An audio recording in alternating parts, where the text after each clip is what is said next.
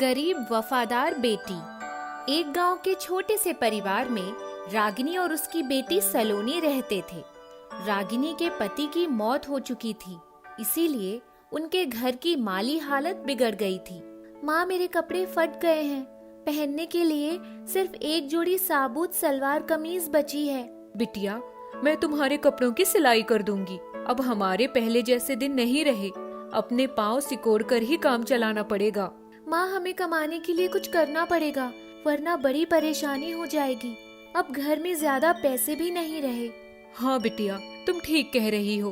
पुत्तन चाचा बता रहे थे कि बटुक हलवाई के यहाँ साफ सफाई के लिए आदमी चाहिए। मैं आज ही जाकर बात करती हूँ। ठीक है माँ, मैं भी तुम्हारे साथ काम करना चाहती हूँ। दोनों माँ बेटियाँ बटुक हलवाई के यहाँ पहुँच गए। भाई साहब, आपके यहाँ साफ सफाई के लिए कर्मचारी की आवश्यकता है, मैंने ऐसा सुना है।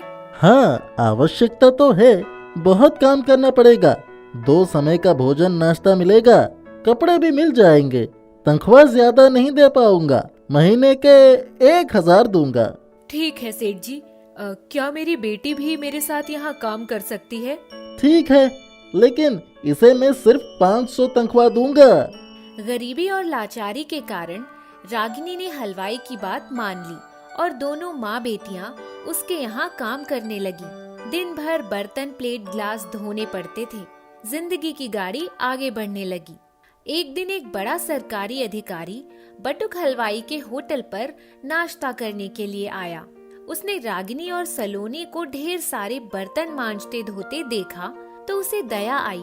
बटुक उन्हें डांट रहा था। अरे रागिनी, सलोनी, जल्दी जल्दी हाथ चलाओ, अभी 4 कढ़ाइयाँ और मांजनी है।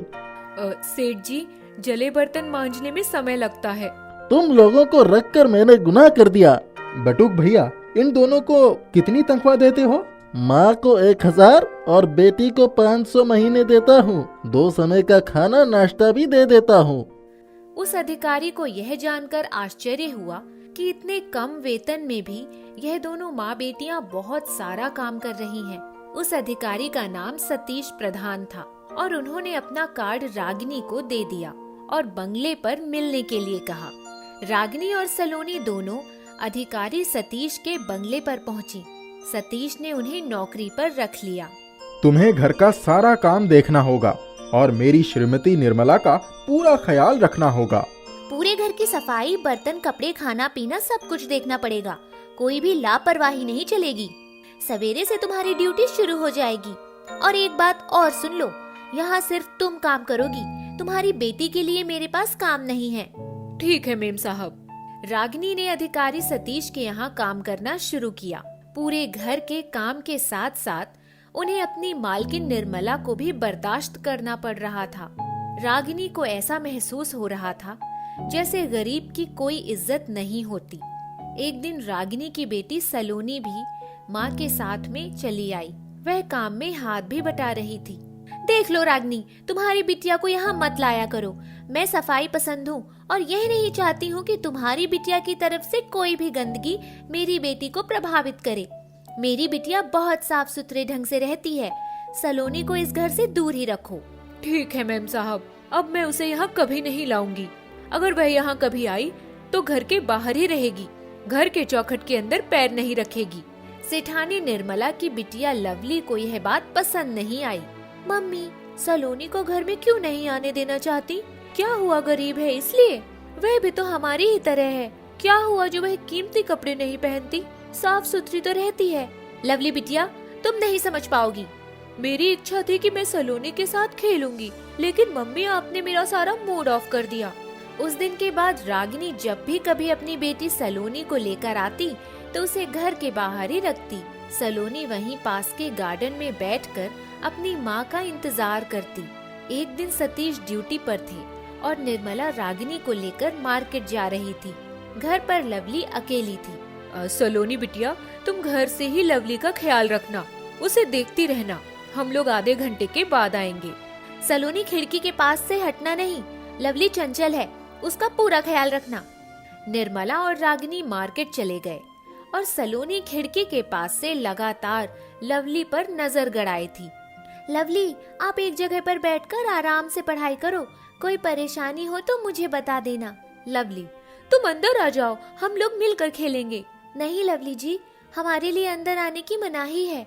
मेरी माँ ने आपकी मम्मी से वादा किया है कि मुझे चौखट के अंदर कभी नहीं आने देंगी। मुझे मम्मी की इस तरह की बातें पसंद नहीं आती। हमें भेदभाव नहीं करना चाहिए। बहुत देर हो चुकी थी, लेकिन निर्मला और रागिनी घर वापस नहीं आए। लवली को कुछ खाने की इच्छा हुई और वह किचन के अंदर चली गई। शालिनी अब लवली को नहीं देख पा रही थी। अचानक किचन में धड़ाम से आवाज आई और लवली की चीख और रोने की आवाज सुनाई पड़ी। सलोनी अपने आप को रोक नहीं पाई और कमरे के अंदर दाखिल हो गई। उसने देखा लवली नीचे फर्श पर गिरी हुई है और उसके सर से खून निकल रहा है। अरे लवली, तुम्हें यह क्या हो गया? बाप रे, सर से खून निकल रहा है। रुक जाओ, मैं पहले कपड़ा बांध देती हूँ। मैं तुम्हें डॉक्टर के पास ले चलूंगी। मैं लड्डू लेने के लिए स्टूल के ऊपर चढ़ गई और गिर पड़ी। मुझे बहुत दर्द हो रहा है।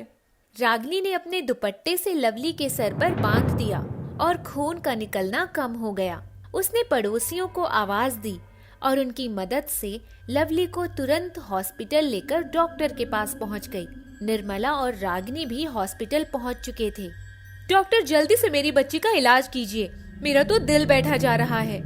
आप लोगों में से किसी एक ने यह काम बहुत अच्छा किया जो बच्ची के सर दुपट्टे से बांध दिया। इस कारण से खून का बहना रुक गया और खतरा टल गया। घाव बड़ा है, ऑपरेशन करना पड़ेगा। डॉक्टर, यहाँ दुपट्टा से बांधने का काम इस सलोनी ने किया। Well done baby. अब मैं बच्ची को ऑपरेशन थिएटर में ले जाऊंगा। चिंता मत कीजिए, सब कुछ ठीक हो जाएगा। सभी लोग सलोनी की तरफ प्रशंसा भरी नजरों से देखने लगे। रागिनी को भी अपनी बेटी पर नाज महसूस हुआ। निर्मला ने सलोनी को सीने से लगा लिया। सलोनी, तुमने बहुत अच्छा काम किया। मैंने तुम्हारी कदर नहीं की, लेकिन तुम लाजवाब हो। आज तुमने मेरी बेटी को बहुत बड़े खतरे से बचा लिया। मैंने तुम्हें पहचानने में बड़ी भूल कर दी। दरअसल मैं गलत थी। तुम्हारी वफादारी ने मेरी आंखें खोल दी। सलोनी बिटिया, मुझे माफ कर दो। आज से मेरे घर के दरवाजे तुम्हारे लिए हमेशा के लिए खुले हैं। जैसे मेरी बेटी लवली, वैसे ही मैं तुम्हें भी मानूंगी। एक गरीब की बेटी सलोनी ने अपने ही दुपट्टे से लवली को सुरक्षा प्रदान की। उसके अपने कपड़े खून से सन गए। उसने इन सारी बातों को भूलकर लवली को लेकर हॉस्पिटल आई और अच्छी तरह से लवली का इलाज हुआ। इस तरह सलोनी ने वफादारी की मिसाल पेश की। एक फल वाला था। उसका नाम करण था। करण बहुत सीधा साधा और दयालु व्यक्ति था। उससे किसी का भी दुख देखा नहीं जाता था। वह अपने बीवी बच्चों के साथ खुशी खुशी रह रहा था। वह रोज सुबह सब्जी बेचने जाता और शाम को घर लौट आता। एक बार जब करण फल बेचकर वापस आया तो उसकी पत्नी सरला करण से बोली, सुनिए जी, आप जितने भी फल सुबह बेचने जाते हैं उसके हिसाब से तो ज्यादा पैसे आपको मिलने चाहिए। सारे फल बिकने के बावजूद भी आप इतने कम पैसे लेकर क्यों आते हैं? मैं फल बेचकर जितने भी पैसे लेकर आता हूँ, क्या उतने पैसे में हम और हमारे बच्चे 2 वक्त का खाना नहीं खा लेते? क्या हमारे बच्चे स्कूल में नहीं पढ़ते? क्या इतने पैसों से हमारा घर नहीं चल पाता? घर तो चल जाता है और बच्चों की भी अच्छी परवरिश हो रही है, परंतु हमें भविष्य के लिए भी कुछ बचा कर रखना चाहिए। भविष्य की बात भविष्य में देखा जाएगा। अभी मुझे बहुत भूख लगी है, तुम खाना दे दो। करण खाना खाकर सो जाता है। सुबह उठकर रोज की तरह फल बेचने निकलता है। करण की पत्नी सरला को लगता है कि आज मुझे इनके पीछे पीछे जाना चाहिए और पता करना चाहिए कि आखिर ये कैसे फल बेचते हैं जो इतने कम पैसे मिलते हैं। यही सोचकर सरला करण के पीछे पीछे जाने लगती है। सरला देखती है कि करण 2 ग्राहकों को सब्जियां बेचकर आगे बढ़ता है तो उसके पास एक गरीब बुढ़िया आती है और कहती है, बेटा, मेरा बेटा बहुत बीमार है। हमारे पास ना कुछ खाने को है और ना ही पीने को, और ना ही इतने पैसे हैं कि कुछ खरीद के खा सके। क्या तुम मेरे बेटे के लिए थोड़ा फल बिना पैसों के दे सकते हो ताकि कुछ खाकर उसकी जान बच सके? करण यह सुनकर कहता है, फल ले लो और तुमको पैसे देने की जरूरत भी नहीं है। गरीब बुढ़िया करण को दुआएं देकर चली जाती है। करण फल बेचकर जब आगे बढ़ता है तो एक छोटा सा बच्चा जो भीख मांगता है वो करण से कहता है, मुझे बहुत भूख लगी है, मुझे कुछ खाने को दे दो। करण थोड़ा फल और बेचकर जब और आगे बढ़ता है तो एक पागल करण से फल मांगने लगता है। करण उसको भी फल देकर आगे बढ़ता है। इस तरह करण 30% फल गरीब और बेसहारा लोगों में बांट देता है। करण का यह रोज का काम था। इस तरह अब तक हजारों लोगों की मदद कर चुका था। करण की पत्नी को यह सब पता चलता है। करण जब घर पहुंचता है तो उसकी बीवी इसी बात को लेकर उससे झगड़ा करती है। गरीब और बेसहारा लोगों की मदद करना बहुत अच्छा कर्म है और अच्छे कर्मों का अच्छा बदला मिलता है। देखिए जी, गरीबों को बांटने में जितने पैसों का नुकसान हो रहा है उन पैसों पर मेरा और इन बच्चों का हक है। मैं आपको इन पैसों को बर्बाद करने नहीं दूंगी। देखो सरला, तुम हद से आगे बढ़ रही हो। तुम्हारा काम है घर संभालना तो तुम घर संभालो और मेरा काम मुझे करने दो। अगर ये बात है तो मैं घर छोड़कर चली जाती हूँ, फिर आप अपना घर खुद संभालते रहिएगा। उफ, मुझे तुमसे बहस नहीं करना, अब चुप हो जाओ। फिर अचानक करण की तबीयत बिगड़ने लगती है। वह खामोश होकर बैठ जाता है। सरला को करण की तबीयत का कुछ पता नहीं होता। अगले दिन सुबह करण फिर से फल बेचने निकलता है। इन दिनों पूरी दुनिया में कोरोना वायरस फैला हुआ था। करण जब घर वापस आता है तो उसकी तबीयत कुछ ठीक नहीं होती। रात में करण की ज्यादा तबीयत बिगड़ने लगती है और वह कराहने लगता है। क्या हुआ? मेरा बदन बहुत भारी भारी है, पता नहीं कल से मुझे क्या हो रहा है। देर रात तक करण को तेज बुखार हो जाता है। सरला करण के माथे पर हाथ रखती है और कहती है, सुनिए जी, आपको तो बहुत तेज बुखार हो गया है। चलिए मैं आपको डॉक्टर के पास ले चलती हूँ। इतनी रात को कहाँ डॉक्टर मिलेगा, डॉक्टर के पास कल चलते हैं। ठीक है, मैं आपके सर पर पट्टी किए देती हूँ, आपका बुखार कम हो जाएगा। ठीक है। सरला करण के सर पर पट्टी करने लगती है, लेकिन करण का बुखार घटने की जगह बढ़ने लगता है। अब करण को बुखार के साथ साथ खांसी भी आने लगती है।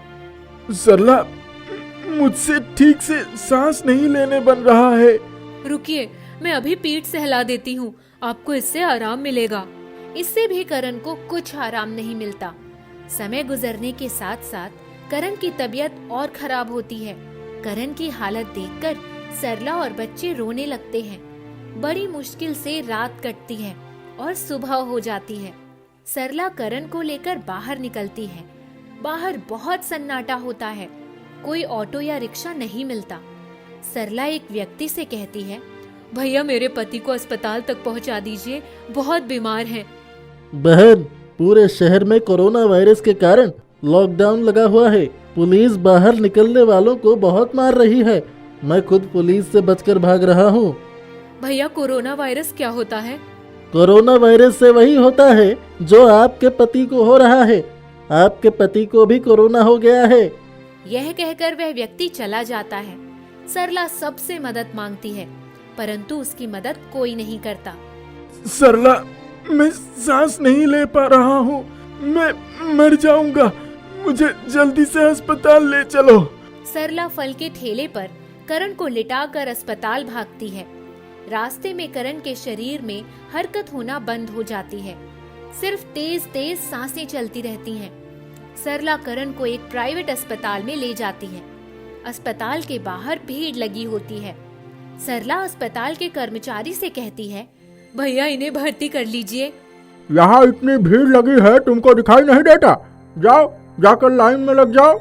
भैया इनके पास ज्यादा समय नहीं है, ये मर जाएंगे। हाँ तो हम क्या करें, सभी मर रहे हैं। भैया ऐसा मत कहिए, हमारी मदद कीजिए। अच्छा ठीक है, तुम 50,000 रुपए और एक ऑक्सीजन का सिलेंडर ले आओ, तब हम इनको भर्ती कर लेंगे। न मेरे पास 50,000 रुपए हैं और न ही ऑक्सीजन सिलेंडर। तो यहाँ क्या कर रही हो, भागो यहाँ से। जाओ, अपने पति को किसी सरकारी अस्पताल में भर्ती कराओ। सरला उससे बहुत मिन्नतें मांगती है, मगर वह नहीं सुनता। सरला अपने पति से रोते हुए कहती है, मैंने कहा था ना आपसे कि पैसे बचा कर रखिए, आपने मेरी एक नहीं सुनी। अगर वो पैसे होते तो हम आपका इलाज करवाते। यह कहकर वह अपने पति को ठेले पर लाद कर सरकारी अस्पताल ले जाती है। रास्ते में करण को देखकर लोग उसके पास आते हैं। धीरे धीरे करके बहुत सारे लोग करण के पास इकट्ठा हो जाते हैं और सब करण को अस्पताल ले जाते हैं। सरला समझ नहीं पाती कि ये लोग कौन हैं। वो सारे लोग मिलकर करण के लिए ढेर सारे पैसे इकट्ठे करते हैं और ऑक्सीजन सिलेंडर की व्यवस्था करते हैं। करण हॉस्पिटल में भर्ती हो जाता है और उसका इलाज शुरू हो जाता है। सारे लोग करण की सलामती की दुआएं मांगते हैं। सरला उनसे पूछती है, आप लोग कौन हैं और हमारी मदद क्यों कर रहे हैं? उनमें से एक कहता है, करण ने हमेशा हमारी मदद की है, भूखों को खाना दिया, बेसहारा और यतीम बच्चों का पेट भरा। आज भला हम कैसे उसको अकेला छोड़ देते। इतने में डॉक्टर आता है और सरला से कहता है, आपका पति अब खतरे से बाहर है। यह सुनकर सरला खुश हो जाती है। उसे उसकी गलती का एहसास हो जाता है। सरला उन सभी लोगों के पास आकर उनका धन्यवाद करती है। कुछ हफ्तों बाद जब सब ठीक हो जाता है तो करण अस्पताल से डिस्चार्ज हो जाता है। करण घर आकर सरला से कहता है, देखा सरला, मैं कहा करता था ना, अच्छे कर्मों का अच्छा बदला मिलता है। अगर मैं उनके मुश्किल वक्त में उनका काम ना आया होता तो आज वो सब मेरी मदद ना करते। हाँ, आप सही कहते थे, मैं ही गलत थी। आज उनकी वजह से ही आपकी जान बच पाई है।